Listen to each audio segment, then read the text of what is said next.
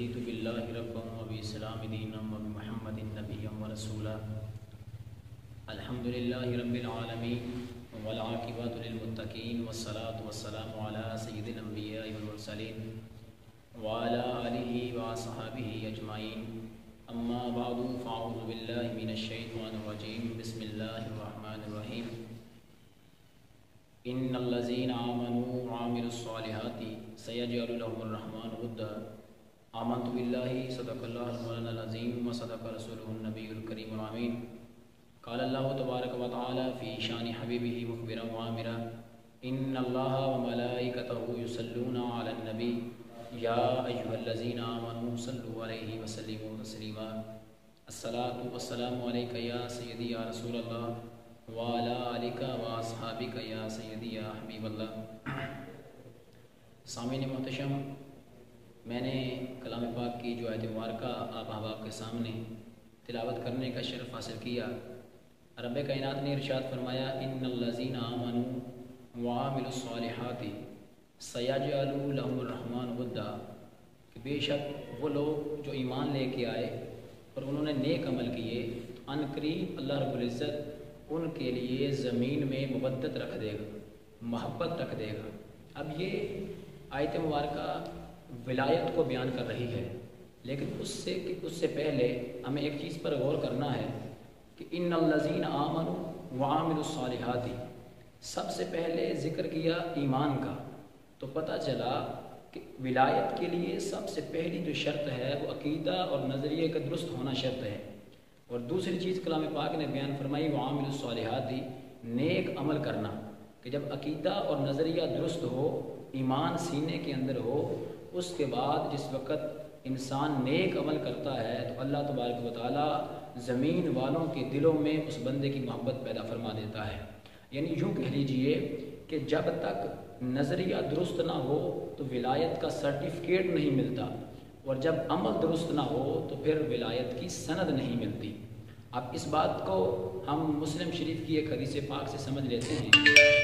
کریم آقا علیہ الصلوۃ والسلام نے ارشاد فرمایا ان اللہ اذا احب عبدا، کہ جس وقت اللہ رب العزت اپنے کسی بندہ مومن سے محبت کرنا شروع کر دیتا ہے دعا جبریل، اللہ رب العزت جبریل کو حکم فرماتا ہے کہ اے جبریل میں اپنے فلاں بندے سے محبت کرتا ہوں، تو بھی اس سے محبت کرنا شروع کر دے. اب جناب جبریل محبت کرنا شروع کر دیتے ہیں. اب اس سے ایک بات تو یہ واضح ہو گئی کہ اولیاء کی محبت، اللہ تعالیٰ کے نیک بندوں کی محبت، اس کا پیغام اللہ رب العزت خود دے رہا ہے، خود حکم فرما رہا ہے جناب جبریل کو.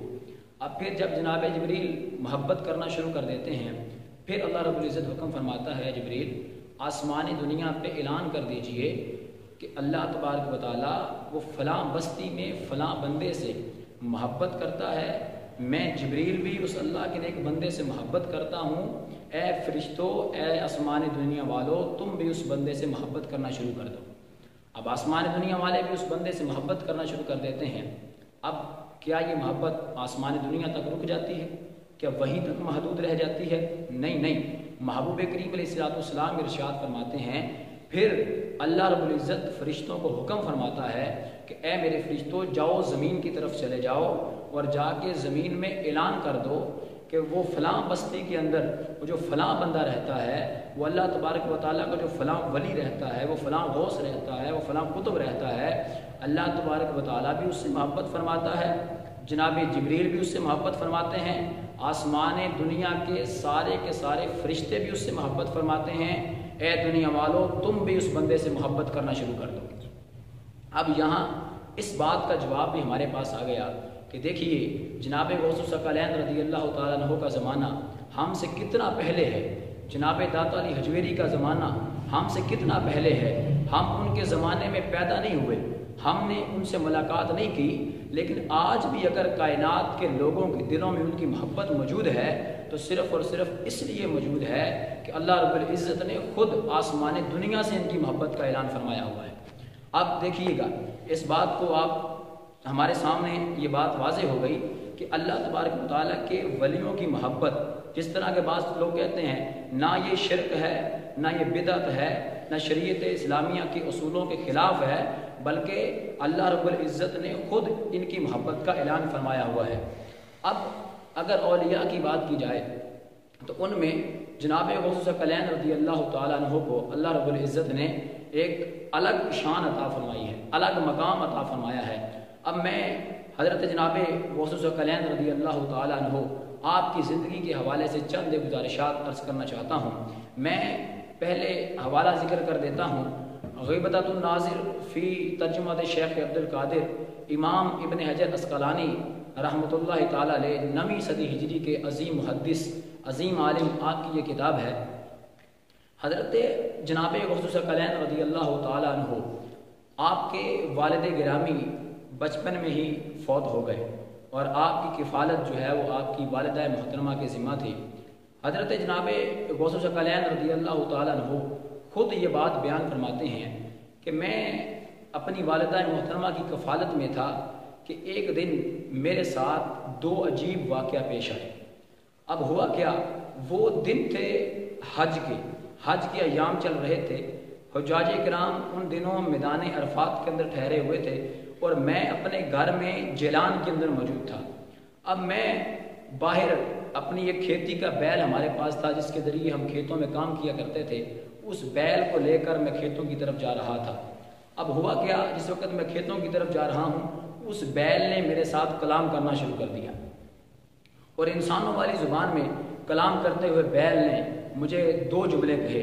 وہ بیل کیا کہتا ہے کہ یا عبد القادر ما لہذا خلقتا ولا بہذا امرتا، کہ اے عبد القادر، نہ ہی آپ کو اس کام کے لیے پیدا کیا گیا ہے اور نہ ہی آپ کو اس کام کا حکم دیا گیا ہے۔ یعنی کہ جناب غوث ثقلین کی تخلیق کے مقصد کو اس بیل نے بیان کرنا شروع کیا۔